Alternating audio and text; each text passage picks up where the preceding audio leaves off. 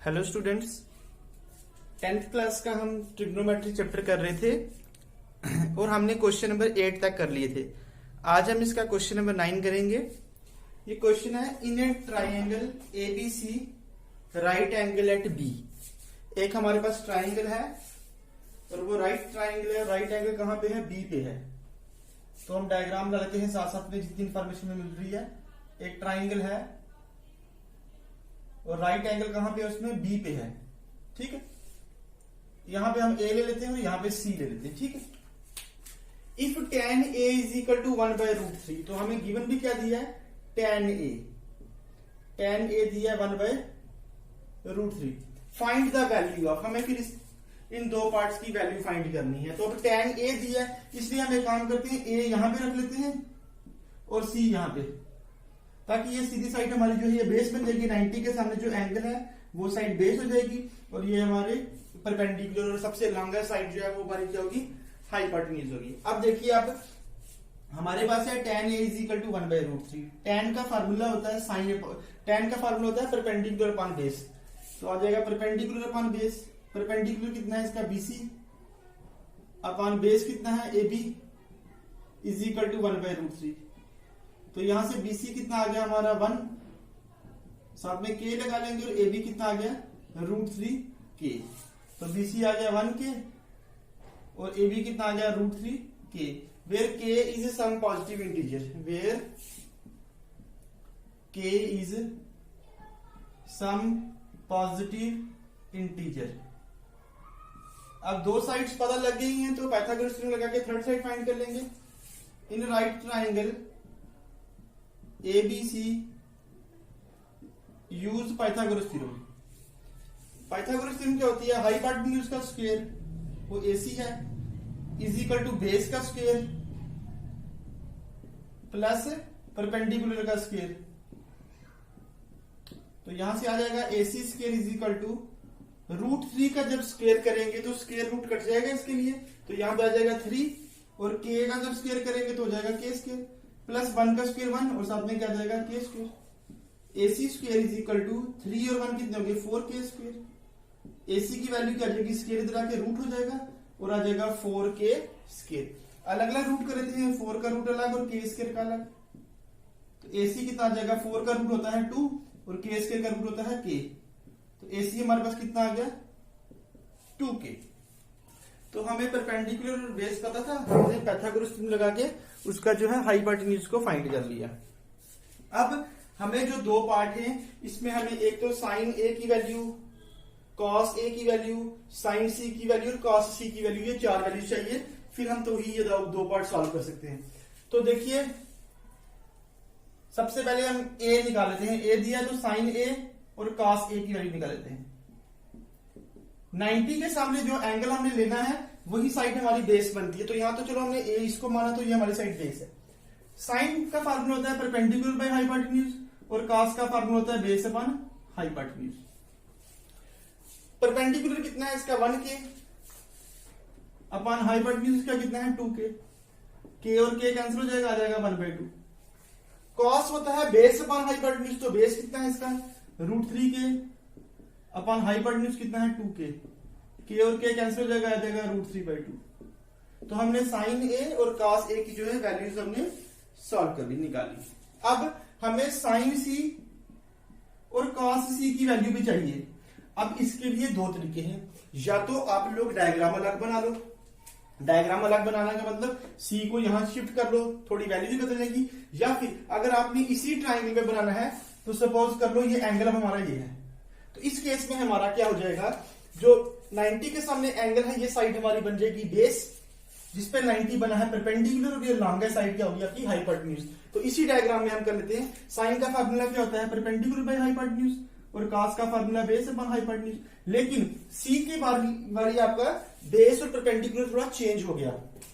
अब आपका बेस क्या है? परपेंडिकुलर चाहिए हमें इसमें, तो इसका परपेंडिकुलर क्या है? ये वाला, क्योंकि ये 90 के सामने जहां एंगल है ये साइड आपकी बेस बन गई, तो ये आपका परपेंडिकुलर। तो परपेंडिकुलर क्या है इसका? √3K अपॉन हाइपोटेन्यूज कितना है? 2K। तो K और K कैंसिल हो गया, ये आ गया √3/2। और कॉस का फार्मूला होता है बेस अपॉन हाइपोटेन्यूज। तो बेस एक बात ध्यान देना, 90 के सामने जहां पे एंगल है वो साइड आपकी बेस है, ठीक है। तो ये बेस होगी आपकी, बेस कितना है 1 के अपॉन हाइपोटेन्यूज कितना है 2 के और के कैंसिल हो गया, आपका आ गया 1/2। तो ये हमने 4 वैल्यूज फाइंड कर ली। या तो आपको अगर इसी डायग्राम में कंफ्यूजन है तो आप इसके लिए एक डायग्राम अलग बना सकते हो, सी यहां रख के, लेकिन यहां से भी इजी है। अब ये आपकी साइड बेस थी, जब सी की बार ये परपेंडिकुलर हाइपोटेन्यूज दोनों बार जो आपका सेम रहेगा। अब हमारे पास ये 4 वैल्यूज आ गई हैं, हम कोई भी पार्ट इसका सॉल्व कर सकते हैं। तो पहले फर्स्ट पार्ट देखिए, वो है sign A cos C, sign A cos C plus cos A sign सी। तो इसका सोल्यूशन क्या आ जाएगा, वैल्यू पुट कीजिए, सभी जो वैल्यूज है हमारे पास। साइन ए की वैल्यू कितनी है 1/2, साथ में कुछ नहीं मीन्स मल्टीप्लाई के साथ जुड़ा, उसका मल्टीप्लाई हुआ। कॉस सी की वैल्यू कितनी है 1/2 प्लस कॉस ए की वैल्यू √3/2 इंटू साइन सी की वैल्यू भी √3/2। 1 को 1 से करेंगे 1 आएगा, 2 को 2 से करेंगे तो 4 प्लस ये 2 इंटू 2 कितना हो गया 4। √3 को जब √3 से मल्टीप्लाई करेंगे तो √3 का स्केयर हो जाएगा और वो फिर स्केयर रूट कट के फिर से क्या आ जाएगा 3 ही आ जाएगा। 1 इंटू 1 1, 2 इंटू 2 4, ये 2 इंटू 2 4 हो गया। √3 इंटू √3 क्या होता है √3 का स्केयर और स्केयर रूट कट जाएगा तो फिर से हमारा क्या आ जाएगा 3 ही आ जाएगा। अब दोनों का डिनोमिनेटर देखिए सेम है, 4 है, तो ये आपका आ जाएगा अपॉन में 4 ऊपर आ गया 1 प्लस 3, ये हो जाएगा 4/4, 3 प्लस 1 4 हो गया, 4 4 कैंसिल हो गया, क्या आपका आ गया 1। तो फर्स्ट पार्ट का आंसर हमारा क्या आ गया 1 आ गया। अब जैसे हमने फर्स्ट पार्ट सॉल्व किया वैसे ही सेकंड पार्ट भी सॉल्व कर लेंगे। सेकंड पार्ट के लिए देखिए वैल्यूज हमने निकाली है सारी, सिर्फ सब्स्टिट्यूट ही करनी है इस पार्ट में। सेकंड पार्ट क्या है हमारे पास, cos A cos C minus sign A sign C. Cos A की वैल्यू √3/2, कॉस सी की वैल्यू 1/2 माइनस साइन ए की वैल्यू 1/2 और कॉस साइन सी की वैल्यू √3/2। देखिए √3 को 1 से करेंगे तो √3, 2 इंटू 2 कितना हो गया 4 माइनस √3 को 1 से करेंगे √3, 2 इंटू 2 क्या हो गया 4। ये दोनों सेम चीजें हैं, ये दोनों बिल्कुल सेम है और जब सेम में से सेम माइनस करो तो क्या होता है 0। जैसे आप 100 में से 100 माइनस करोगे तो क्या आएगा 0, 5 में से 5 माइनस करोगे तो क्या आएगा 0। वैसे ही √3/4 में से √3/4 ही माइनस करोगे तो क्या आएगा 0। तो ये इसका आंसर है। जब आपने इसके पार्ट सिंप्लीफाई करने आना है तो बहुत इजी है। इसमें सबसे जरूरी क्या है, जब आपने ये साइन सी और कॉस सी निकालना है, डायग्राम में थोड़ी वैल्यूज चेंज हो जाएंगी, परपेंडिकुलर और बेस जो है इस एंगल के अकॉर्डिंगली बदल जाएंगे। जब हम ए निकाल रहे थे तो ये हमारी साइड बेस थी और ये परपेंडिकुलर, लेकिन जब हम सी निकाल रहे हैं तो ये साइड हमारी बेस बन गई है और ये परपेंडिकुलर। ये कंसेप्ट इस क्वेश्चन में आपने ध्यान से समझना है, फिर आपको इस क्वेश्चन में कोई प्रॉब्लम नहीं आएगी। एंगल वाला कंसेप्ट जो है बहुत जरूरी है एक्सरसाइज 8.1 में। आगे जब नेक्स्ट एक्सरसाइज जाएंगे वहां पे ये नहीं आएगा, फर्स्ट एक्सरसाइज में बहुत जरूरी है ये। और आप लोगों ने एक बात ध्यान रखनी है कि इस एक्सरसाइज में से एक क्वेश्चन पेपर में भी आएगा आपके, एक क्वेश्चन 100% एग्जाम में आना ही आना है 6 मार्क्स का, उसमें चॉइस होगी किसी और एक्सरसाइज के साथ, इसलिए आपने इसके सभी क्वेश्चन अच्छे से तैयार करने हैं। नेक्स्ट क्वेश्चन नंबर 10 है, in triangle PQR right angle at Q। हमारे पास एक राइट एंगल ट्राइंगल है,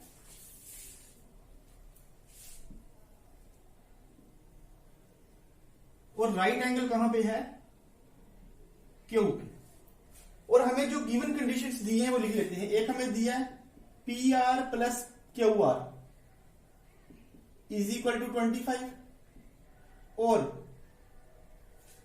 PQ इज इक्वल टू 5।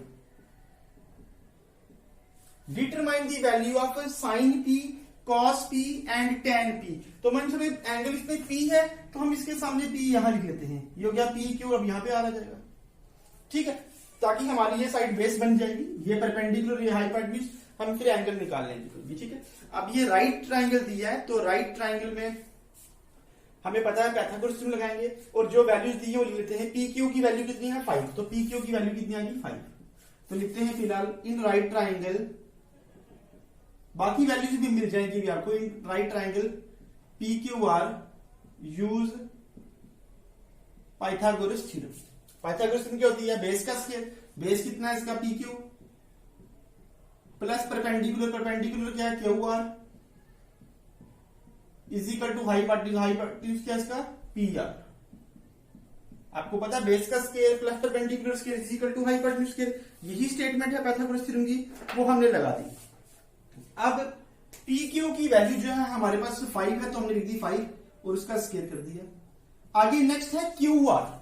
अब हमारे पास क्यू आर की वैल्यू नहीं है, यहां से हम क्यू आर की वैल्यू निकाल लेंगे। जो हमें गिवन दी है कंडीशन, वहां से क्यू आर की वैल्यू निकालेंगे। क्या वैल्यू है क्यू आर की?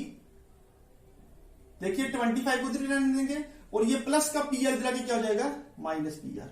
अब ये कंडीशन थी ना हमारे पास, तो हमें क्यू आर की वैल्यू निकालनी है, तो इसको यही रहने देंगे, पी आर को राइट से ले जाएंगे। तो 25 ऑलरेडी था, ये प्लस का उधर जाके क्या हो गया माइनस। तो हमारे पास वैल्यू क्या की क्यू आर की 25 माइनस पी आर, और इसका स्केयर है तो इसका भी क्या हो गया square, is equal to P R की हमारे पास वैल्यू नहीं है, हम इसको पी आर की वैल्यू देंगे। यहां से पी आर की नहीं निकालनी है आपने। अब इसको सॉल्व कर लीजिए। 5 का स्केयर 25, यहां पे लगेगा a माइनस बी का whole square. a minus b का होल स्केयर पता है सबको क्या होता है? a माइनस बी का whole square, a square plus b square minus 2ab। तो लगाइए फार्मूला, a स्केयर मीन्स 25 का square plus b square means P R का square minus 2 into a into b is equal to P R square. ये हो जाएगा 25 plus 25 का square कितना होता है 625, 25 इंटू 25 625। ये इसको कैंसिल भी कर सकते हैं, चलो नेक्स्ट स्टेप में करते हैं। Plus P R square minus 25 into 2 कितना हो गया 50, P R is equal to P R square.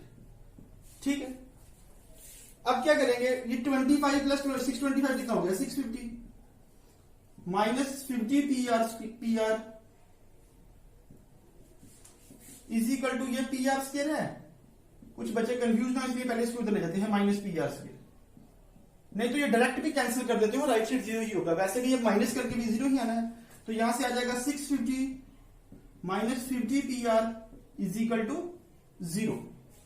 Same में से सेम माइनस हो रहा है तो 0 आ गया। यहां से आ जाएगा माइनस 50 पी आर को यही रहने दीजिए, ये प्लस का 650 जाके क्या हो जाएगा माइनस 650। ये माइनस और माइनस दोनों साइड से हमारा क्या हो गया कैंसिल हो गया। यहां से पी आर की वैल्यू निकाल लेंगे, तो पी आर कितना आ जाएगा 650, ये 50 मल्टीप्लाई करके क्या हो गया डिवाइड हो गया, ये 0 0 कैंसिल, 5 1 जा 5 13 जा, तो पी आर की वैल्यू हमारे पास कितनी आ गई 30। आपको समझ आई? दोनों तरफ पी आर स्केयर था, चाहे उसको डायरेक्ट कैंसिल कर दीजिए या फिर राइट साइड ले जाके माइनस करके हमने इसको जो है 0 कर दिया। फिर हमें यहां से पी आर की वैल्यू निकल जाएगी, हम इसको यही रहने दिया माइनस वाला, और ये प्लस का 650 जाके क्या हो जाएगा माइनस का, ये माइनस माइनस भी कट गए, और यहां से पी आर की हमारी वैल्यू आ गई 13। अब पी आर की वैल्यू हमारी कितनी आ गई 13। ठीक है, इसको इक्वेशन नंबर 1 ले लेते हैं। फ्रॉम इक्वेशन 1 में हम जो है पी आर की वैल्यू को सब्स्टिट्यूट कर देंगे। फ्रॉम इक्वेशन 1 की Q R is equal to 25 minus P R, तो पी आर की वैल्यू क्या है हमारे पास 13, तो क्यू आर कितना आ जाएगा 25 में से 13 जाएंगे तो 12, तो क्यू आर कितना आ गया हमारे पास 12। तो ये हमारे पास तीनों वैल्यूज आ गई ट्रिग्नोमेट्रिक रेशियोज। अब आपको पता है जब तीनों साइड्स हमें पता है, सॉरी तीनों वैल्यूज आई ट्राइंगल की साइड्स की। अब जब हमें तीनों साइड्स पता है तो हम कोई भी ट्रिग्नोमेट्रिक रेशियो जो है निकाल सकते हैं। हमें क्वेश्चन में पूछा है साइन पी, कॉस पी और टैन पी। साइन पी पूछा है, एक पूछा है कॉस पी और एक पूछा है टैन पी।